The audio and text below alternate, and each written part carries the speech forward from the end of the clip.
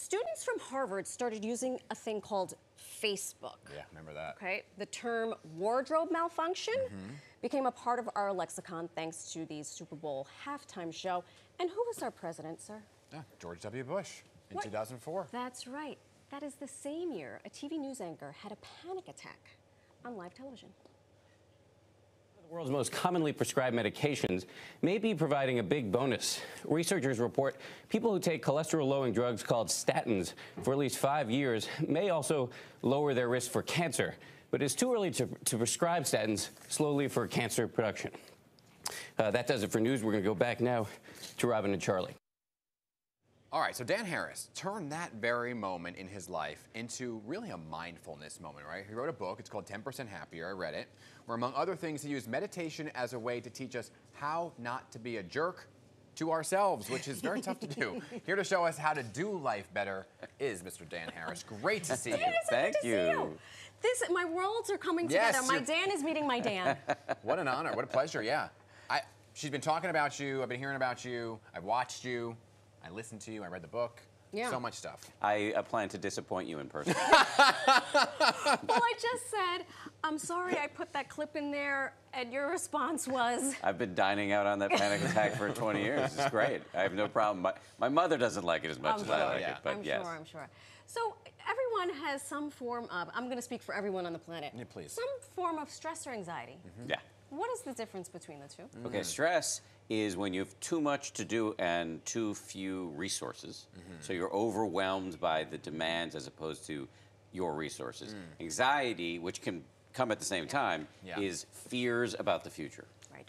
So I am new to this watch that I'm wearing, this Apple Watch, right? It's buzzing every 5 seconds, and I feel like my heart rate is rising. Is that stress? Is that? Yes, that is stress. that is stress because right? you're feeling that there are these demands that you're unprepared to meet. Turn off the notifications. Actually, that's a pretty simple one. Yeah, that's good. That's easy enough to do. Yeah.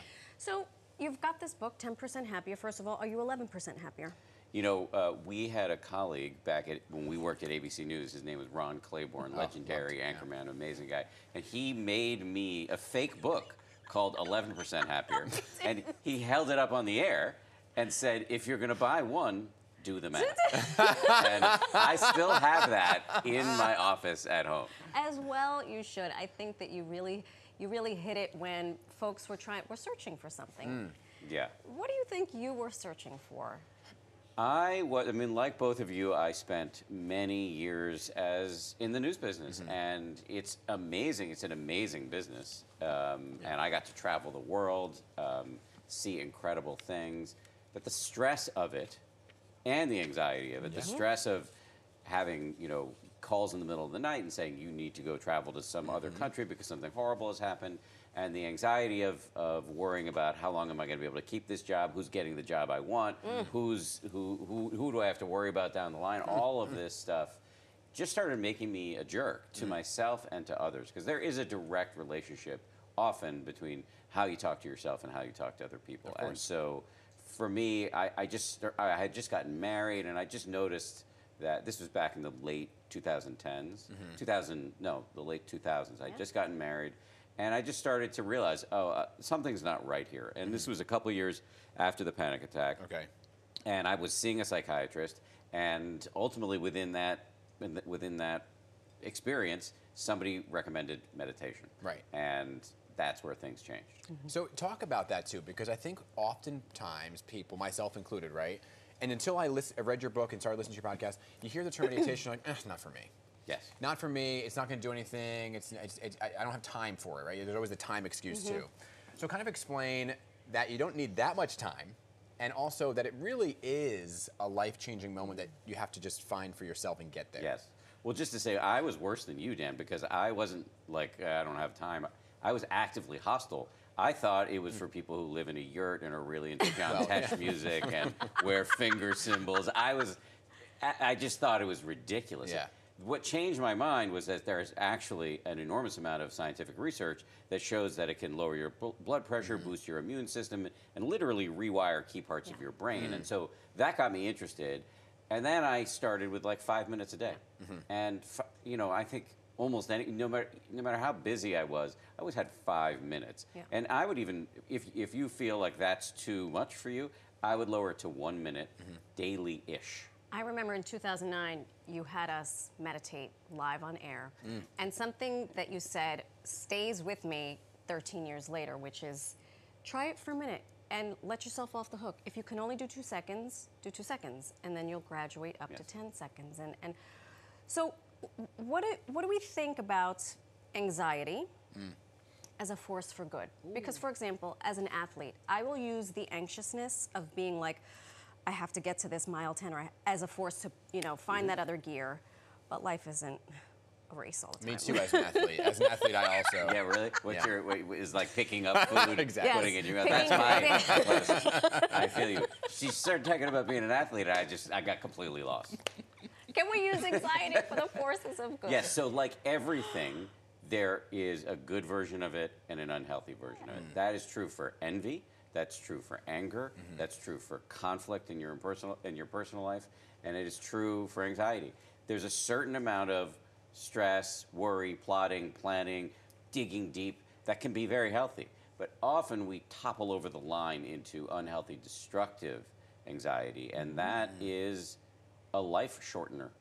That is what kills you and also destroys your relationships. Yeah. So you have to have techniques that give you the self-awareness to see when you've crossed the line. One little one I'll give you right now is just get in the habit of asking yourself this question. Is this useful? So you in the 18th time you're running through some terrible, glorious, expletive-filled speech you're going to deliver to your boss, just ask yourself, is this useful? Do I need to go down this toilet right now one more time? Right. Or can I change the channel? I found that's one very helpful tool. That's amazing. You posted this clip on Instagram about singing your worries away, which is there's a science to it. Yes, there is. So explain that to us a little bit, because I sing in the shower a lot, but I still feel worse when I get out. Right. Well, we can talk about your music choices at some point, Dan. He's a sucker for a Broadway show, too. Yeah. He is, okay. As All am right. I, yeah. All right, but I don't want to get myself in trouble. Careful. Okay, yeah. What I will say is that singing the actual worries instead of trying to imitate Idina Menzel or whatever, as you're having toxic thoughts, I'm going to go bankrupt or whatever it is, singing it out loud can make you realize the ridiculousness and repetitiveness of those thoughts and give you some distance from it. That's very helpful. Because right now I go through this rabbit hole of I'm a terrible father, and it's like, oh my gosh, I'm not present enough, and so now I'm going to sing about it to her, and then that'll make me feel better, right? Which I remind him, no, you're just doing the job of being a dad, a solo dad. You've got no one to turn to be like, is this the right way to do it? You're figuring it out on your own. Yeah. But just naming that, because I have a lot of sympathy for that. I'm a father myself, and I'm very busy, and I have it less hard than you do because I have a partner, but just naming that's the thing is so helpful. Yeah. But the problem is you don't want to end it there, because then you're just beating yourself in the head with that hammer all the time. You want to be able to see, is this true? How true is this? Of course you can do better, but that doesn't mean you're as bad as you're telling yourself. This gets into a whole thing called self-compassion, which is you can learn to, and there's a lot of science here too, you can learn to talk to yourself the way you would talk to a good friend or your daughter. And you can channel the advice-giving capacity you have towards yourself. And most people don't do that, but a lot of science to show it helps. It's almost like he's smart. It's It's almost like he has studied this thing and done some research. doing something right. 10-year anniversary 10-year anniversary. of the book Yes. and the podcast. And an event with Yes. concerts and all the rest. Tell us about it, please. Here's my theory. A book turning 10 years old is not necessarily that exciting. It is very exciting, so stop it.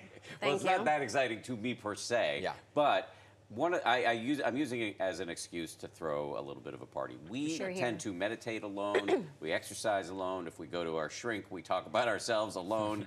And this self-development, self-improvement, spiritual growth, whatever you want to call it, is actually best played as a team sport. And so I want to create an event where people can get together So I'm going to bring great meditation teachers with me to Symphony Space on March 28th, and we'll talk to them on stage. You should come. I know a guy, I can get you some tickets. and also there will be a band. So the other thing about this is taking care of yourself, getting your crap together, doesn't need to be a death march. Right. Like, it can be fun, and it's best done with other people. That's amazing. Here. Dan Harris, first and foremost, I'm so very proud of you. Thank you. And I'm so happy that you're doing this. Thank Now I'm 1% happier. 10. You? Are you 1%? 10%. I was already 10%, and now after talking to 11. you and you together. Thank you, Ron. Why are you selling books for Ron Cleveland? Thank you so much. I've been looking forward to chatting with you for quite some time, you. so thank you for coming in. It's a And pleasure. We'll be there. Thanks We for gotta go. having me. We know a guy. We gotta go. Tickets to the show are still available March 28th at the Symphony Space. All the information is there. We're going to post it on our website. Good stuff.